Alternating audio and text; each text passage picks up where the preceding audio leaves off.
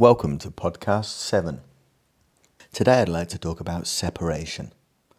Separation from ourselves and emotional separation from ourselves and emotional separation from others. I've been thinking a lot recently about labeling and the labels that we give to people, the pigeonholes we put them in. I was thinking of the terminology that was used years ago to refer to a person of mixed race as being half-caste. So the label of half-caste is felt that it's no longer appropriate. So we've come up with a new label, which is mixed race. And apparently, for whatever reason, that's not as offensive. The thing that strikes me is that, is it really the right thing to do to insist on using labels to attach them to things and people, situations? And labels are actually really only used so a certain group of human beings can feel safe with their categorization of other things, other situations, other people. So surely if I call someone half-caste or I call them mixed race, I'm in effect, really the only thing that I'm doing is defining that they're different from me. So I'm not really too sure that this drive for political correctness and the ever striving attempt to not offend anybody, and as the Australian comedian Stephen Hughes pointed out, that offence is a subjective point of view. So what offends me may not offend you, vice versa. So if we're always striving towards a perfect world where nobody upsets anybody else, then we're on a hide into nothing, because that's something that we're not really going to achieve. So I think we need to look at or need to investigate the aspect of why are we all insistent, or why are so many people insistent on labeling things, pigeonholing them, just so they feel more comfortable. So I can't say half-caste, but I can say mixed race. Personally, it's still a label. I'm still saying that person is not the same as me. So I'm differentiating them between them and me. So I'm separating myself from them. But I feel now that I've given them a description so I can live comfortably with that definition. So where does the need of definition? But where does the need of definitions come from? Why do I need to define somebody as something or as someone? And I think if we look into the reasons behind that, is because people feel safe when they can park people in particular categories, in particular pigeonholes. It's as if life's all in order now because I've managed to file everybody away in their relevant categories. So my perception of the world is now perfect because I've filed everyone away, and I find it more uncomfortable when I haven't got a category to put somebody in. So where does all of that come from? So why do we seem to forever want to be seen as different as other people, as different things? Do we feel that gives us a certain sort of moral importance, or individuality is something that makes us special? So if we think something makes us special, does that not in fact elevate us above that other group of people that aren't in my own group?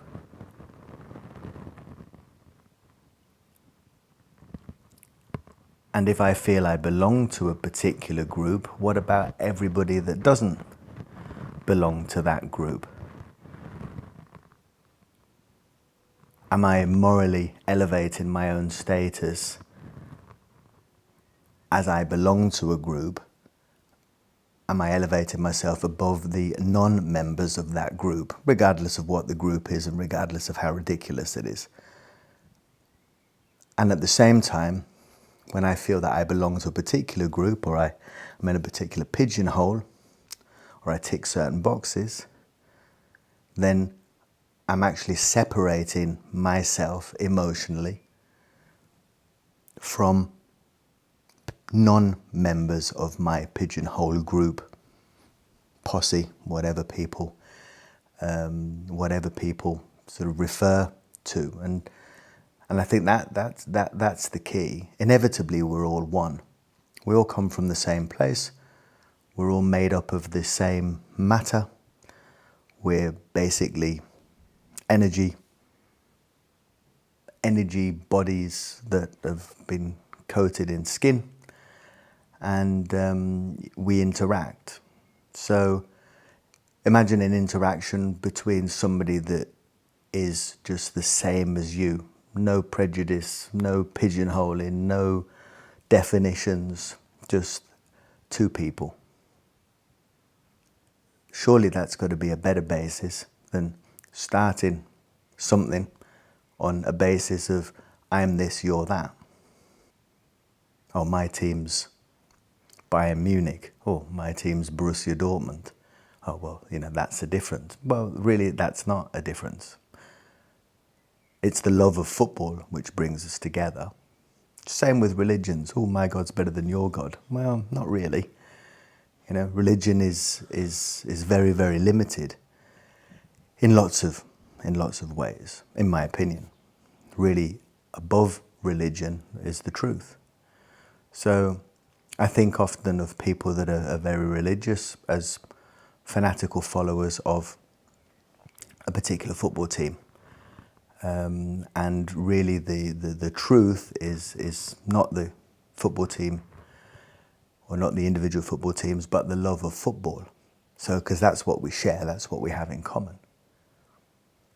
All right, the ego mind loves to separate, it loves to elevate, and separation is the first step towards an elevation and is also non-inclusive. If we separate ourselves from something, someone, from ourselves, then that's non-inclusive. It's exclusive. So surely an approach of separation is not one of coming together, is not one of healing. Well, it's exactly that. It's not one.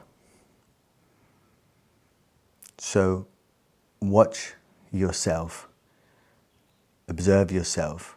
Do you catch yourself pigeonholing people, situations? How do you feel when you feel different than somebody else? Does that give you a feeling of inferiority or superiority? Whereas just imagine if we could drop all of the I'm this, you're that, then we'd move together at a far quicker pace than we currently are, where politics of polarization and the media of polarization is being used nearly on every single level. So the more we polarize, the more we separate. We should be looking for things that we have in common. We all have a past. We all have our path. We're all trying to get somewhere in ourselves. That's what we share. What's pretty, what's ugly, what's good, what's bad.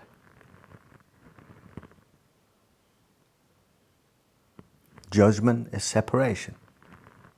Judgment is duality. Love is non-duality. Love is inclusive. Judgment is exclusive, excluding. So separation is something that happens on a physical and an emotional level, where we separate ourselves mentally from a group or physically from a group. And as soon as we separate ourselves from something in the mind, then we separate ourselves emotionally from that. And one of the key points is that the worst thing about separation is we don't just separate ourselves from other people, we separate ourselves from ourselves. That bond that we have with ourselves, that love that we feel for ourselves, that goes out of the window when we act on feelings of separation. Observe yourselves and watch to see when you are one with yourself, and notice that during those times you're also one with everybody else, everything that's around you. But when you separate yourself from yourself, you're separate from every single thing. Now that's got to tell us something.